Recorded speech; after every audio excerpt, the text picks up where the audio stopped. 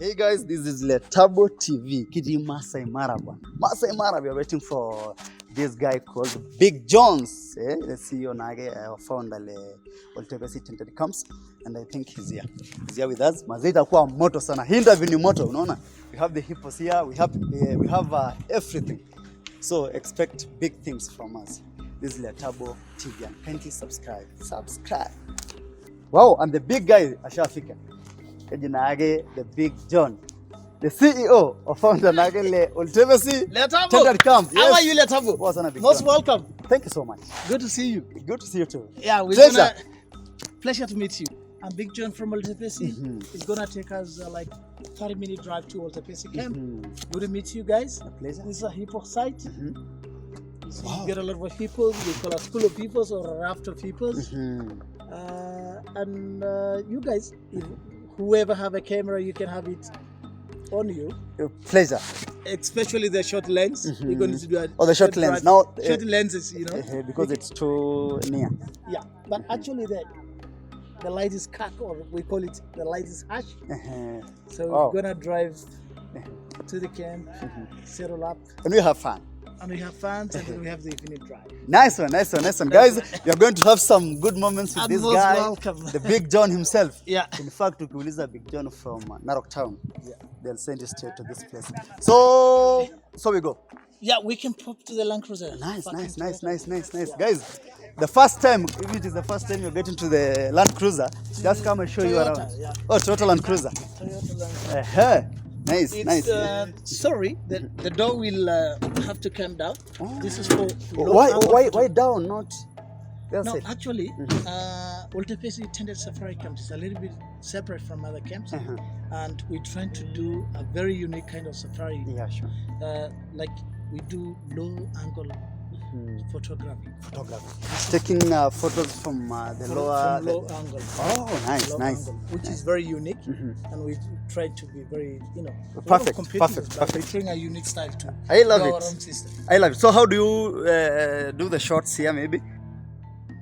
You can lie on the floor, put a mini bag. Although the mini bag will increase a little bit of height on your level, but you take the eye level. Nice. Thank you. We're very good on amateur sometimes. Wow.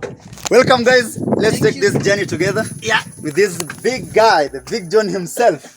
We want to know the story of this guy and other more things. So, welcome. Thank you so much. Yeah. The Big John himself. Why are you this famous? Like, why? It's I've been guiding for the last maybe like 15 years. 15 years? Yes, even more than 15 years. But actually, I've been guiding as a guide, professional safari guide.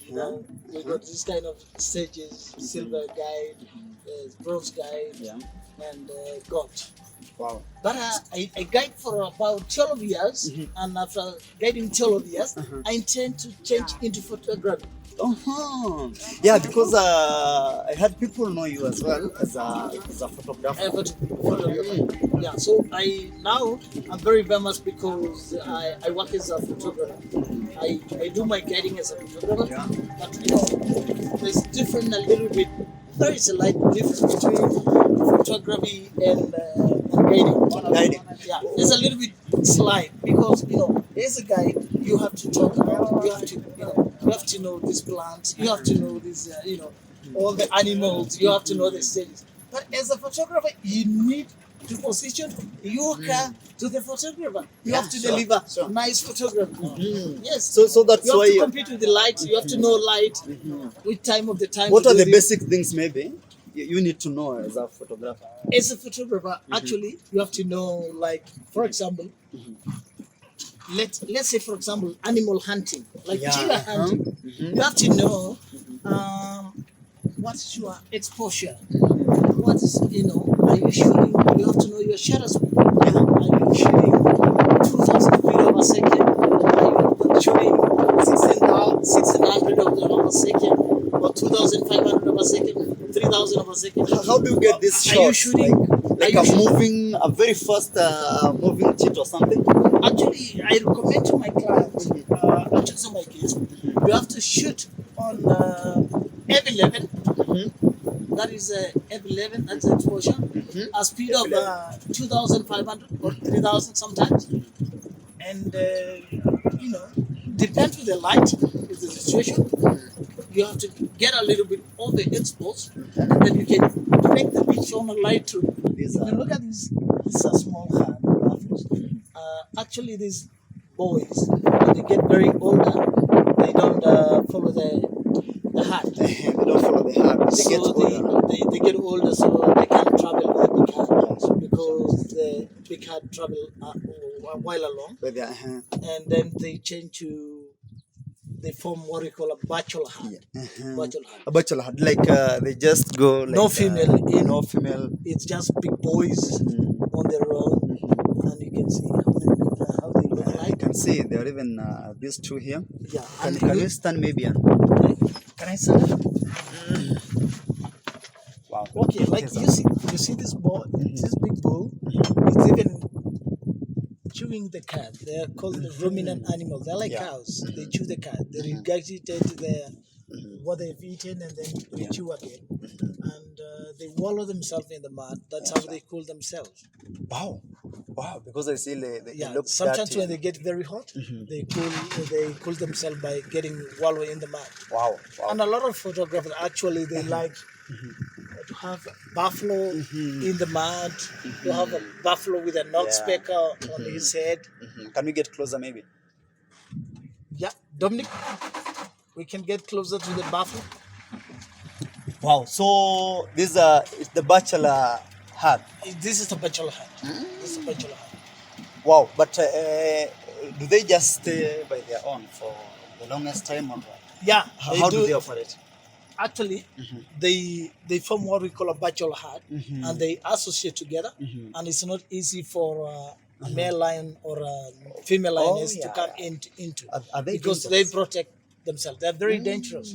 We've been losing a lot of people lives through these animals. You know, they've been very dangerous, especially on a man on a walk safaris. Yeah, not really easy. Look at that. Look at that. So they're very much similar aggressive? to they're very aggressive.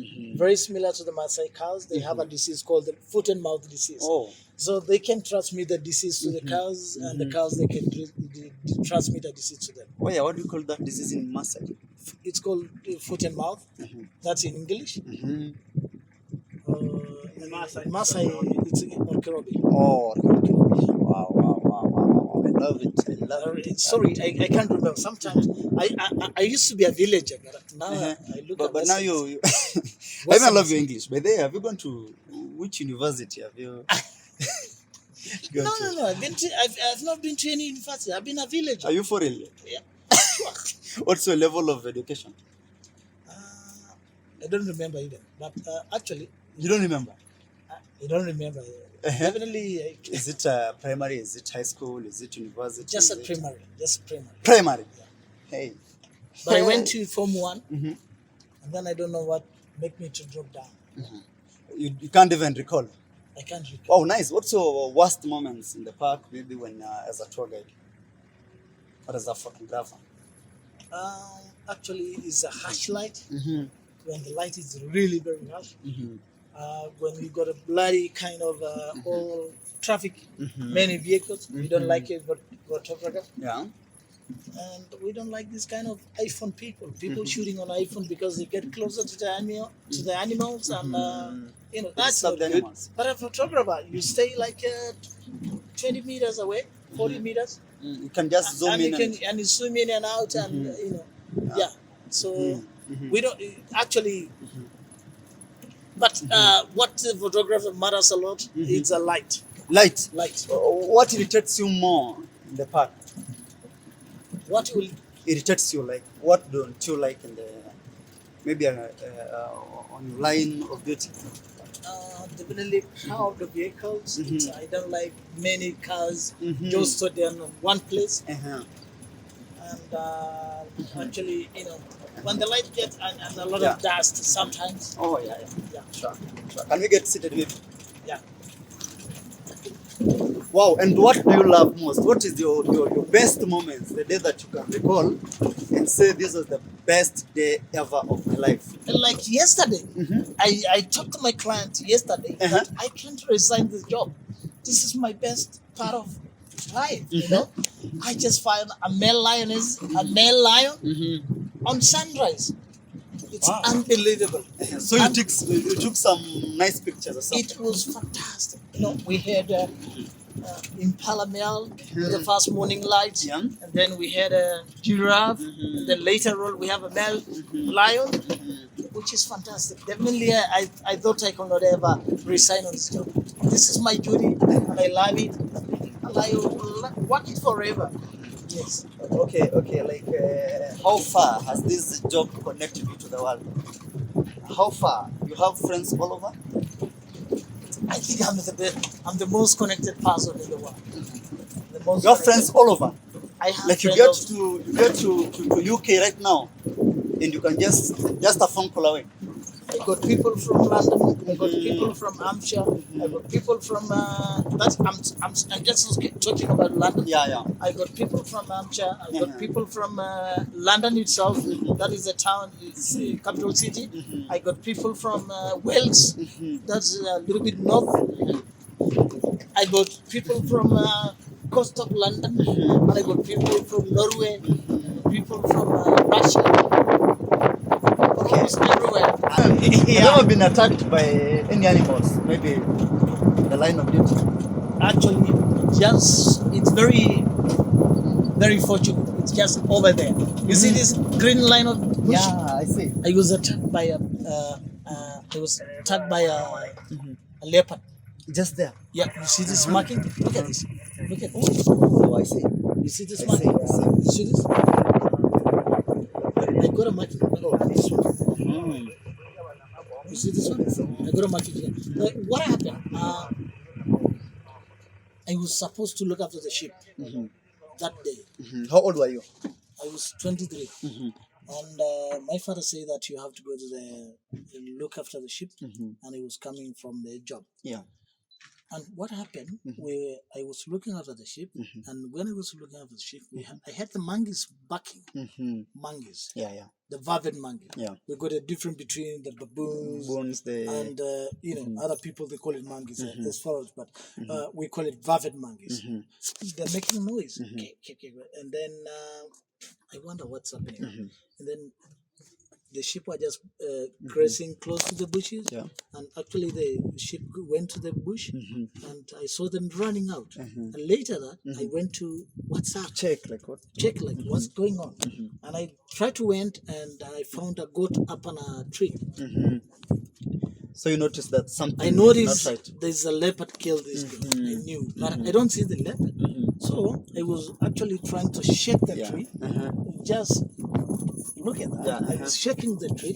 I trying to have this sheep down, the goat down, so that I can take this as an example. It happened this but it was a very bushy tree, and I couldn't see the leopard. And later I was just pushing out, and the leopard saw me, and he came down. I just sat, he jumped on my shoulder. When the leopard jumped on my shoulder, nothing. I just scream. You struggle with I struggle, and I have to fight with the leopard until I fall it down. When I fall it down, I was screaming, and the leopard ran away. It was a little bit. I was safe, but I got some blood on me. I got some scars, and I went to the village. Oh, sorry for that. Yeah. Sorry for that. Karibu oleng oleng'urani le Letabo TV.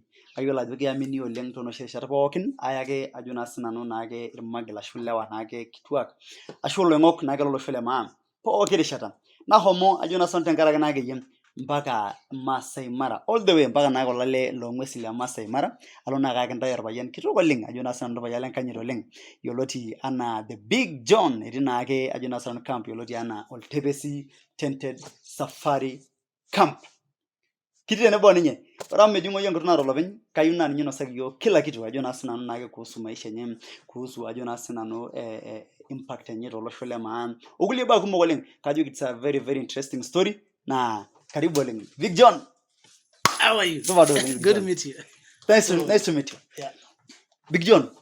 Ira oltung'ani yioloi oleng kigira aponu nikining'ito ake ore peeji Big John keyiolo kila mtu yema neje kweta yema mali fulani pata Big John kang'ae eji Big John. Nanu taa ilo oji Big John. Naa kara olormarei lenkang' Isiololo. Yes. Natubulua tenakop Maasai Mara. Yes. Enakop kiikino, enakop apa etii intoiwuo ang', tenakop kinoto ilchambai. Yes. Tenakop kinterutua isiaitin kidogo pale. Neeku nanu taa ilo oji. Nikiji Big John, ainyoo pee kitejoki Big John ashu esapuku ashu kanyoo? Ore enara naji Big John naa ijo duo it's just enkarna nickname. Nickname. Keji ate tormasai enara naji nickname. Enkarna nikitipikaki. Enkarna ormurran. Naapik apa lewa irgaidi enaarna tenkaraki kara oltung'ani onyor irgaidi oleng. Yes. Nara oltung'ani otii entim oninche kawaida. Alafu ore duo the origin entalipa pening'ua enara naji Big John naasisho naari tenkampi najo Porini. Yes. Neetai loo John aare. Neeku ore apa ele likae John kibioto ninye kikiti osesen. Yes. Nara naa nanu sapuk. Neeku naa ore peekiwor kuna tokitin rahisi naaji nanu Big John. Neji naa ninye Little John. Neeku amu keji apa Little John oltung'ani ojo lentokiwuo. Neeku eetae Little John saai. Neetae Little John saai. Neetae the Big John nalelek kiboitare. Neetae Big John naa nanu ile. Wow, Big John taboitare ilashumba oleng. Neeku kajo itamos ninye ena kutuk oleng oolashumba. Mara sii tena interview te English kidogo. Maitesta sii amu ore oshi kirorita toosimui naa kantaji eeta kizungu sidai oleng naa kemelok. Ashu enoshi style nintumia duo airorie ilashumba. Who is Big John? Bara taa metaa ining'u ena arna naji I'm a villager by the way. I'm Big John. Yes. This is me. Nice to meet me. Yes. Pleasure. Ore Big John, actually I've been guiding for the last 14 years. 14 years? Yes. And this is how I started, actually. How I started my guiding or how I get to... Okay, let us start from your education background, your background. Yes. As your personal background.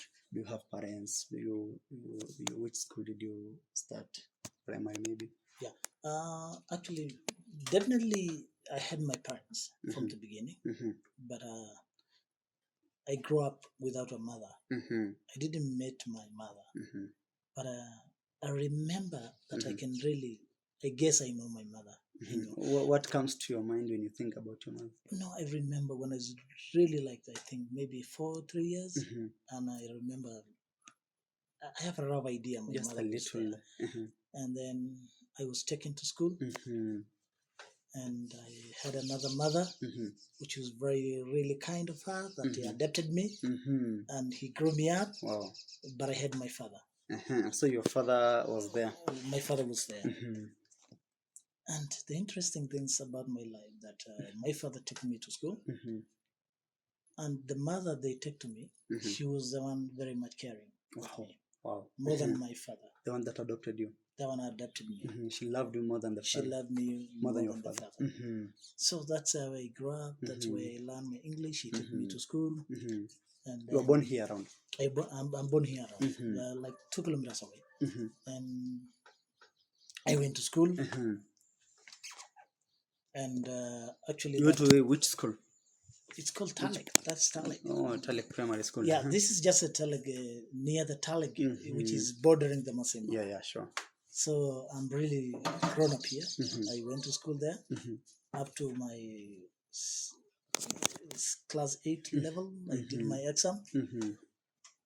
And I did not make to my secondary school. So you never went to high school? I never went to high school. No, you're lying. You must be lying. With this English.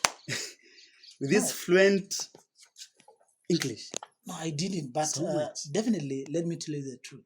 English was my subject language. You know, I love the language. I love even English. In primary. Even in primary, I was very good on the languages. And when it comes to like we get to this to the tourism industry, we meet with a lot of people and interact with them, and I love the language, and I I'm not sure where. I don't speak posh language, but I speak a little bit of English. Wow. Yes. Wow. The first client I guided, actually, it was like 2006. Was it easy? Like, was it easy? Just get into the park and started the guide stuff. It's not easier really. It's not an easy job. Actually, you know why? It's easy talking. You can talk. But sometimes you talk and you must talk sense. You must talk the things that you need to talk sense. You need to talk the reality. You need to speak something through. But you need you know in guiding you need to have a little bit of a big picture of what you're talking about it. Like talking about a lion. The matter is not to say like that is a lion. The gestation period is 4 months or 3 months. Okay, lifespan is 12 years. Actually, the cats, all the cats, its lifespan is 12 years. But you need to stop. This is a lion. This is a female lioness. Look at that. Look at the tufted tail. Look at the tufted tail. That is like, it shows it's a follow me sign. You need to draw a big picture. Look at the back of the ears of the lioness. It's black, and look at it. That's tell us what about a hyena. That Just is how explain about a hyena. Okay, here's a hyena. This is a hyena. Otherwise, they call her Crocuta crocuta. That's a scientific name, which is it's they call botanical name.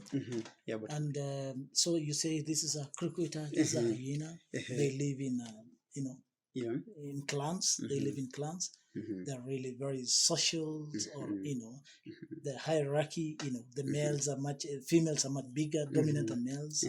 The males is the one, the female is the dominant than male, because sometimes the male hyena can kill the tiny cubs, the tiny puppies. And how about the challenge of language barrier? Maybe at times you take a visit around, and maybe they don't speak English or Swahili or Maasai as you do. How do you handle that? Or have you ever faced such a challenge? Yeah, there's such challenges. But what happened if you find across these people like they don't speak English, like especially like the Spanish people, the French people? So you don't need to improve yourself that you can speak nice English, but you have to pretend that you can speak a little bit of broken English. And the broken English is like they understand a broken English. Then they can say how are you? They can say this is a lion. So you don't need to talk much. You need to care much of you need to have a little bit of hospitality to these people. You need to be a little bit like very slower and very much understanding what they want. You learn, you can learn from their eyes, you can learn from their, voices, what you like. Like sometimes you can come across a lioness or a puppy, a little hyena, or you can come across a topi just on a mount, and they say, "Wow, topi." And then you have to look at that, and then if you receive that very much interested in that, you take time on this, and you lose them, and then you speak a little bit of funny language like Akuna Matata, everything okay. Oh, they love that. Akuna Matata, they like Akuna Matata because everybody learned that from sure. technology. So you Akuna Matata, no problema. Okay, you ready, guys? Okay, let's go. Yeah, something like that. But you don't need to speak deeper English, like get out of the topic, because sometimes you get out of the topic, like speaking. This is hyena. The gestation period is like blah blah blah, 3 months or 2.5 months, blah blah blah, and then they don't understand that if you get into deeper English. So you take the light words they can understand. Okay, so Big John, how competitive is that industry, tour guide industry? The industry is really very competitive, actually, the guiding industry, because I'm very sorry to say that, but a lot of young boys in Mara and young girls in the Maasai Mara, they don't go to the university. Yeah, sure. They after their Form 4, they just go direct to guiding school, and everybody want to get it to be a guide. Yeah. I don't know. It's an easy job, or actually people are very much interested in what tourists they tip for the guides or whatever. But it's really very competitive. Everyone fighting to be a guide. Where is the money comes from? Is it the tip? Is it the payment? Is it where exactly is the tour guide? Being a guide, that is it's a nice profession at the moment, Mhm. and doesn't matter. You're not a university graduate. Yeah. You're just a Form 4 As long as leaver. you have the knowledge. You have the knowledge of Uh-huh. guiding. You know the animals from your background. Mhm. And some camps they pay very well. Oh, wow. Like they pay in standard of bronze level guide, Mhm. silver level guide, Mhm. Mhm. gold guide. Mhm. So much people fight for that. Mhm. Yeah, that's the issue. So you never really tell it's from the Indies. But I think people in Mara, you feel very much passionate and very much proud. Your driving guest, your guide. It's Good. a big name. Yeah, it's a big name. But Yeah. what are the other reasons that maybe people think it's an advantage of being a tour guide? Is it getting married to a Mzungu or something? Do those things happen maybe sometimes? Yeah, this thing happening sometimes. Um, Actually, maybe Maasai boys can fall in love with these European people. Is it true love or maybe This money or this is a little bit of money making, but so it's a source of income. It's a source of income, but it's funny in another way because actually these other white ladies, they fall in love with some with cases this black. they fall in love with these local people. Have you ever maybe had an eye to maybe a white lady? I really had an eye contact, And what happened? Did you marry one or it never happened? I've been, I'm a Maasai, just a villager. I was married a long time, and my marriage came through my father's. You have a camp, Yeah. of which we are in right now. How did you start it, and what inspired you to have one? Actually, I have to talk the truth. How I started the camp. I've been a guide for. I work in a different camp, which is called Perini camps. I worked for like 10 years as a guide, from 2006 to 2012. And then this is where I met my partner by the name Anvin. Anvin is a Norwegian guy that I guide him for like 4 years before we came here. Wow. And then he been doing a lot of repetition trips, like doing trips like 4 times a year. Yeah. I've been guiding him, and then he's a really professional photographer, and he wanted to have some photographs during the wet season, and we just came. And that time the camp was closed, Brunei was closed, and then we just came to my house. That's the house they built in that 2013. The Manyata one or? No, the Western Maasai house. Oh, the Western house. I'm a Western Maasai. Yeah, definitely. Sure. And then we've been staying there, and I've been driving him, and a lot of challenges coming. Some people telling me, how much are you charging this guy? They didn't care how much I charge, I was just guiding him, and he's a good friend of mine. And I get some, and then he decided we're going to open a website.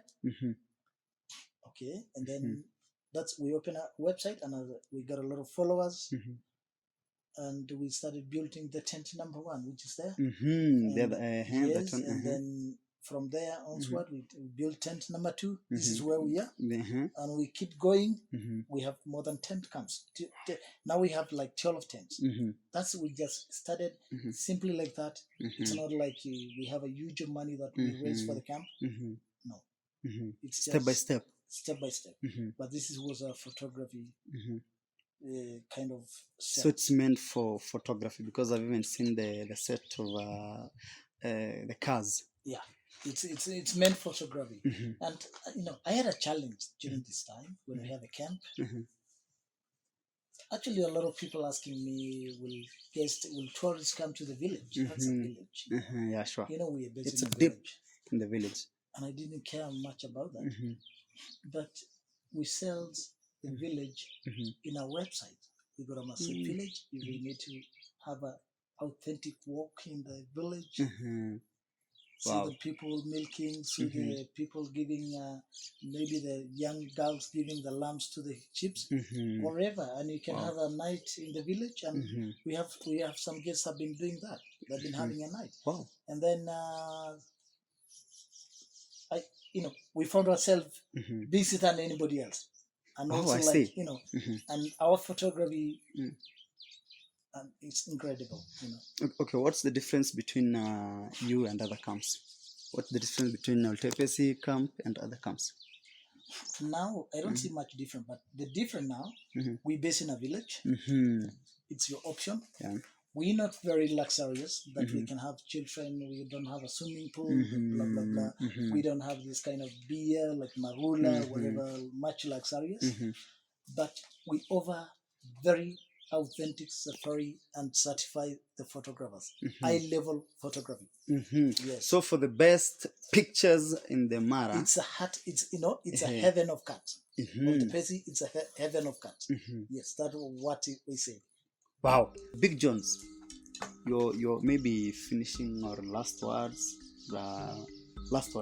just your last words as you talk about the project as well. Kindly just mention the project and maybe anything else you may like to talk about as we finish.